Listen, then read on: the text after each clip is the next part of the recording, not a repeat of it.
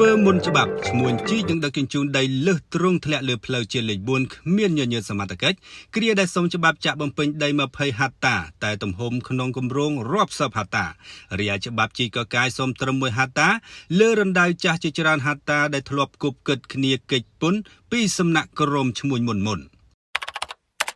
ក្រុមឈ្មោះមុខសញ្ញាដែលធ្លាប់មិនគោរពបទដ្ឋានបច្ចេកទេសឲ្យបានត្រឹមត្រូវបានជីកកាយរណ្ដៅដីអាជីវកម្មនៅភូមិផ្លុកតាសេកស្រុកភ្នំស្រួយខេត្តកំពង់ស្ពឺដោយការដឹកជញ្ជូនដីលើសទ្រង់មិនគ្រប់ធ្លាក់លើផ្លូវជាតិលេខ4ចន្លោះគីឡូម៉ែត្រលេខ91ទៅដល់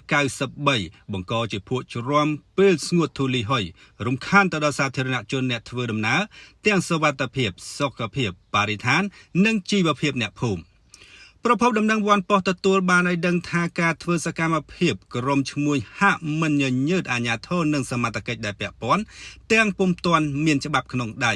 គ្រាដែលការសុំច្បាប់ចាក់បំពេញដី20ហត្តាតែទំហំក្នុងគម្រោងរាប់សិបហត្តារីឯច្បាប់ជីកកាយសុំត្រឹម1ហត្តាលើរណ្ដៅដីចាស់ជាច្រើនហត្តាដែលធ្លាប់លោតឆាត់គប់គិតគ្នាមិនបង់ពន្ធពលគឺទីតាំងរណ្ដៅចាស់ដែលឈ្មោះមុនធ្លាប់កាយដីលក់អត់ច្បាប់ទាក់ទងសកម្មភាពនេះលោកបុត្រសារ៉ាត់ហៅម្ចាស់គ្រឿងចាក់ដែលកំពុងជីកកកាយនិងដឹកជញ្ជូននោះអត់មានការបញ្ជាក់ទេ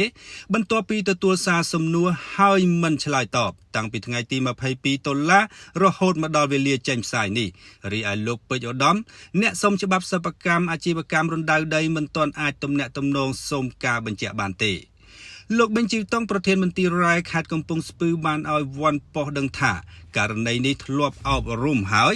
យនឹងចោះទៅពិនិត្យបន្តទៀតទោះជាយ៉ាងនេះក្តីអ្វីដែលកើតឆ្ងល់មិនទាន់មានច្បាប់ក្នុងដៃផងហ៊ានធ្វើសកម្មភាពមុនមួយសប្តាហ៍ទៅហើយ